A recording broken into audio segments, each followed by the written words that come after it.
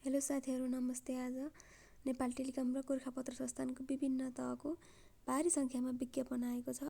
टेलिकमको चौथो दहमा धेरै सङ्ख्यामा विज्ञापन आएको हुँदा पिटी टेस्ट सङ्गठित संस्था पास गरेको विद्यार्थीहरूले मात्रै इक्जाम दिन पाउने व्यवस्था रहेको छ। आवश्यक न्यूनतम योग्यता भएका साथीहरूले गएर नेपाल टेलिकमको वेबसाइटमा गएर दरखास्त आह्वान दिनु। दरखास्त दिने अन्तिम म्याद फागुन 7 गते रहेको छ भने जबरदस्तुरमा फागुन 11 गतेसम्म पनि फर्म भर्न सक्नुहुनेछ।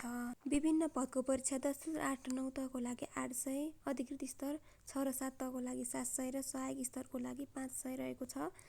यदि तपाईँ महिला वा समावेशी कोटा हुनुहुन्छ भने एक्स्ट्रा 100 रुपियाँ तिर्नु पर्दछ। साथै आज खुलेको अर्को विज्ञापन गोरखापत्र संस्थानको पनि विभिन्न पदमा धेरैभन्दा धेरै विज्ञापन आएको छ। भारी सङ्ख्यामा विभिन्न आवश्यकता न्यूनतम पुगेको व्यक्तिहरूले फर्म भर्न सक्नुहुनेछ। फर्म भर्नको लागि अफलाइन रहेको छ।